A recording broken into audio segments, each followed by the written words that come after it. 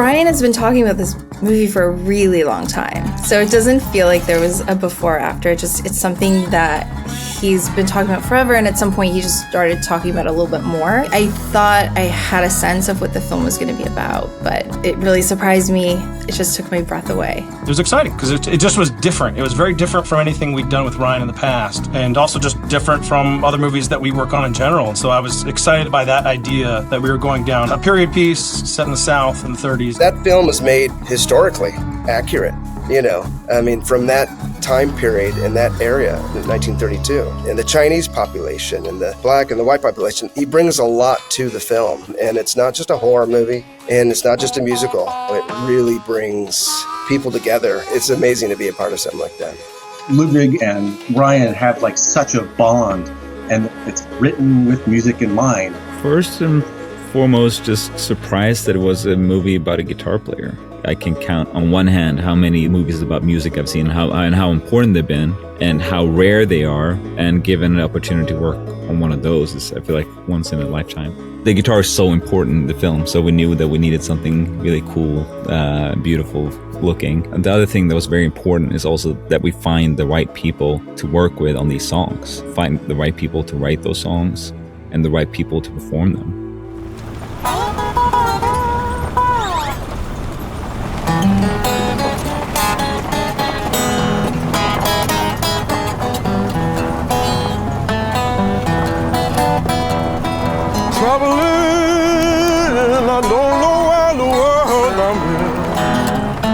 That was one of the first things Ryan talked to me about during my interview, was this performance where Sammy would be riding in the car with his uncle, and that would be one of the first times that we hear him and see him playing and singing, knowing that this was going to be something where the priority was going to be put on capturing that performance live as opposed to doing a music playback situation. I started asking questions to figure out what can we do to make this as ideal of a scenario as possible. The genius is Chris put us in a position where he did the absolute best he could do. At no point is Chris saying it's good enough. Chris was like, how can I make this be the best I can possibly make it? This is for all the recordings that are on set.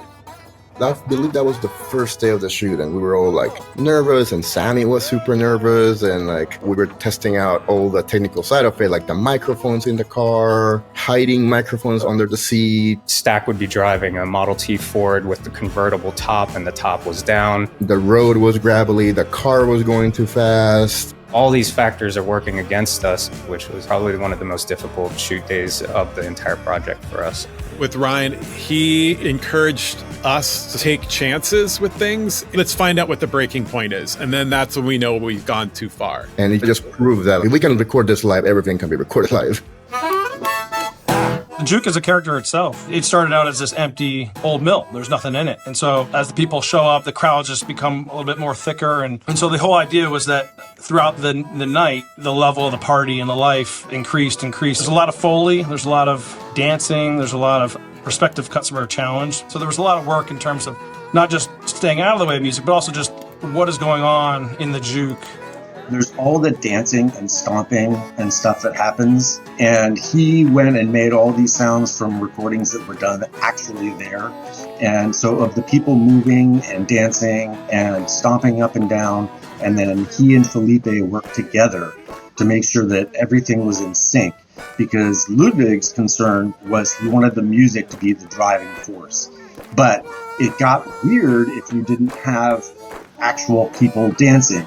One of the great things about Ryan is that he loves to experiment ideas and is willing to try anything. And often on the stage, he's like, hear me out. This might be a terrible idea, but what if we try this? He's open to other people's opinions. He's really kind of trying to, as a group, find what is the best thing that we can do in this moment to tell whatever point in the story we're trying to tell. He's willing to try stuff, no matter how weird or crazy it may sound. And if we like it, we'll go with it. You want everything to feel very real and organic. So that way when you get to the surreal montage and the other music moments and everything just changes, it means more. Somebody take me to hold you now. Blues wasn't forced on us like that religion. No, so we brought this with us from home. It's magic what we do. It's sacred. It's big. Serena and I, when we read the script, it was both goosebumps, like for this like imaginative world that he's creating, obviously with that scene. And the first kind of ideas comes out of Ryan's conversation with us. Like, I want this style of music, this style of music, this style of music. We're kind of creating a montage of existing music. Musical traditions that we were highlighting, everything that sort of fed into the blues and that came out of the blues. At the same time, we had to work within the framework of like this very tight oneer that it's like, okay, you have 3 seconds for this. Like, how does this come in and out of the next thing? Ryan had the visual effects, Michael Rala and his team create a previous 4-minute animated video where people would step in and out and what drums would come. So I was kind of scoring to that animation first. And then Serena put together a big rehearsal with some musicians and with the computer and with some extras. And Ryan had an iPhone there with him, so he would time out that first. Then now we had a live action version of it. Overall, the idea was to use Ludwig's music as a map of when everything was going to be happening, and then it's up to the choreographer to make sure that everything syncs and everything lands. And then the cameraman, he's carrying that IMAX camera in his shoulder, he's running around. Like, you have to land on the right spot at the right time with the music. And then watching it on set was probably one of the most magical experiences of my life. Just the way every single department was just collaborating. Once you got it on set, you're like, this is huge, this is big, and this is going to be incredible.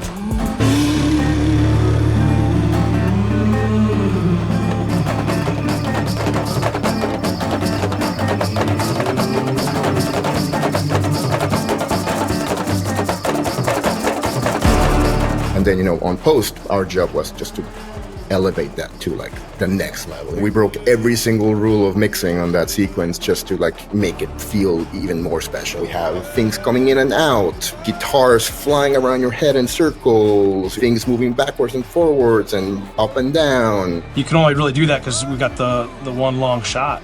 It allows the sound time to move around the room and feel natural without feeling weird or cutty or jumpy. It was kind of the kind of thing that like we had to go all in or like not at all.